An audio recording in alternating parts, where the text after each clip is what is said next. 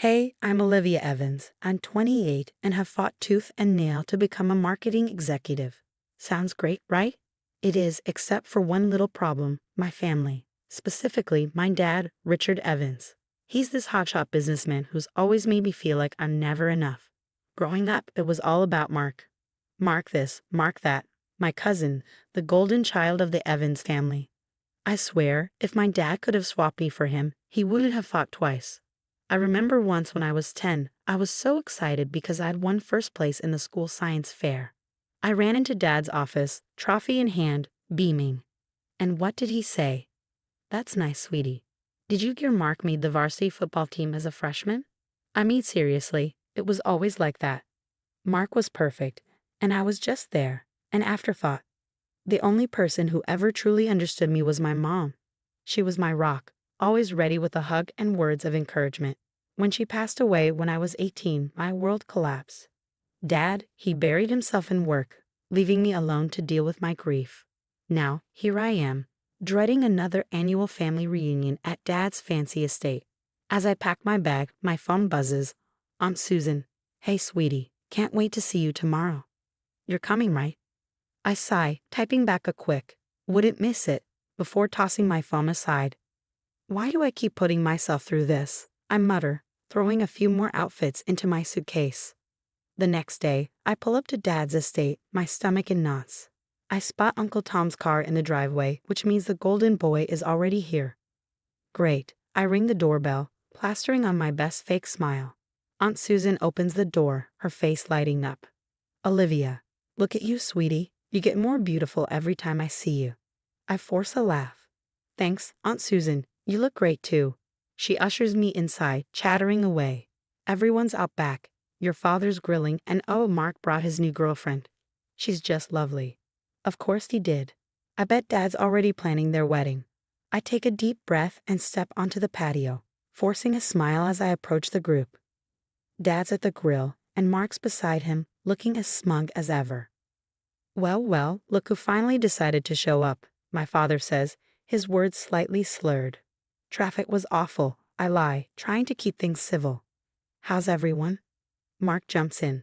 "Oh, we're great. I was just telling Uncle Rick about my new business venture. It's going to be huge." I nod, barely listening as Mark dives into his latest get-rich-quick scheme.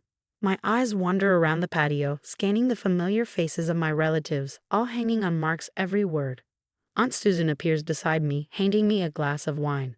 "Here, sweetie, you look like you need this." "Thanks," I murmur, taking a long sip. As the evening drags on, we gather around the dining table on the patio. The tension is thick, at least for me. Everyone else seems to be having a grand old time, laughing at my father's increasingly inappropriate jokes. Then, out of nowhere, my dad stands up, swaying slightly. "I'd like to make a toast," he announces, his voice booming. "To my nephew, Mark, the son I never had." A chorus of cheers erupts, but I feel my face flush with embarrassment and anger.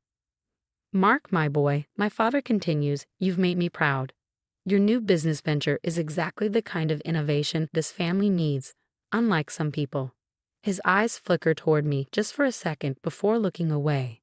I grit my wine glass tighter, my knuckles turning white. But nothing could have prepared me for what came next. You know my father slurs.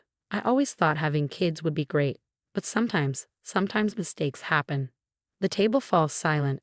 All eyes turn to me. "Dad?" I whisper, my voice barely audible. "What are you saying?" He laughs, a cold, bitter sound. "Oh, come on, Olivia. You know you were never part of the plan. Your mother insisted on keeping you, but me? I knew you'd never measure up to the Evans name." The silence that follows is suffocating. I shot up so fast that my chair clattered to the floor behind me. "Excuse me," I managed to choke out before fleeing into the house. My feet carried me to my father's study, where I collapsed into tears, my mind racing. How could he say that, in front of everyone? The door creaked open behind me, and I didn't have to turn around to know it was him. "What do you want?" I spat, my voice hoarse. "To explain," he said, oddly calm. "Explain what?" "That I'm not good enough for this family's precious legacy." I spun around to face him, my heart pounding. He sighed heavily, settling into his leather chair. "It's not just about that. I've made some changes to my will, Olivia. Mark has shown real promise, and I think it's time. You're giving him my inheritance, I interrupted, my disbelief turning to rage. He didn't even flinch. The majority of it, yes. It's what's best for the family business. I stared at him, my heart sinking. So that's it. You're just writing me off, like I don't even matter. Don't be dramatic, Olivia, he said, waving his hand dismissively. You'll still get something, just not as much as we initially discussed. I stood there, shaking with anger and hurt. You know what? Keep it. Keep all of it. I don't want anything from you. He raised a brow. Don't be hasty. No, I cut him off, my voice sharp and steady. I'm done. Done with you, with this family, with all of it. You want Mark as your heir? Fine. But don't expect to hear from me ever again. I stormed out, ignoring the curious and concerned stares from my relatives as I grabbed my purse and keys. Just as I reached my car, I heard Aunt Susan's voice calling after me. Olivia, wait. Where are you going? I turned back, my voice icy. Ask your brother. I'm sure he'll be thrilled to tell you all about his mistake. Without another word, I got into my car and drove away, tears blurring my vision as the estate faded in my rearview mirror. I vowed then and there that this would be the last time Richard Evans or any of them would hurt me again. I was done with this toxic family for good. By the time I stumbled into my apartment, I was emotionally drained. My phone buzzed. It was Zoe, my best friend. Girl, where are you?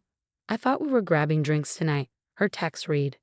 Zoe, you won't believe the night I've had. I typed back, my fingers trembling as I fought back fresh tears. I'm coming over. Don't move, she replied instantly. 30 minutes later, Zoe was at my door, a bottle of wine in hand and sympathy in her eyes. I poured my heart out to her. Dad's drunken speech, the mistake comment, the inheritance bombshell. That rat bastard, Zoe muttered, pouring us both another glass of wine. Liv, you can't let him get away with this. What am I supposed to do? It's his money. Zoe's eyes lit up. What if there's more to the story? Your mom always seemed, I don't know, like she was protecting you from something. I frowned. What do you mean? Remember how she'd get weird anytime your dad's business came up? Maybe there's dirt you don't know about. The idea gnawed at me. My mom's old letters were still in the attic. Maybe they held some answers. The next morning, nursing a hangover, I climbed into the attic. Dust-covered boxes were stacked everywhere. After an hour of searching, I found a small locked box labeled Elizabeth's Personal. Inside were dozens of letters, but one stood out. In my mom's handwriting, it read, My dearest Olivia, if you're reading this, I'm gone. There's so much I wanted to tell you, about your father, about our family, things I was too afraid to say. Know that I've left something for you, something your father doesn't know about. It's not much, but it's yours. Look for the key where the sun always shines. All my love, Mom. My hands shook as I held the letter. What did she mean? What was Dad hiding? I couldn't do this alone. That's how I found myself in a dimly lit office, sitting across from Jake, a private investigator with a 5 o'clock shadow and eyes that had seen too much. So, you want me to dig up dirt on your old man? Jake asked, leaning back in his creaky chair. I need to know the truth, about him, about the business, everything. Jake nodded slowly. All right, Miss Evans. But I warn you, Jake said, leaning back in his chair, sometimes the truth ain't pretty. A week later, Jake called. You better come down here. You're going to want to see this yourself. I rushed to his office, where he had documents scattered across his desk. Your daddy's been a busy boy, Jake began, his tone grim. Offshore accounts, shell companies, the works. And get this, your cousin Mark? He's in it up to his eyeballs too.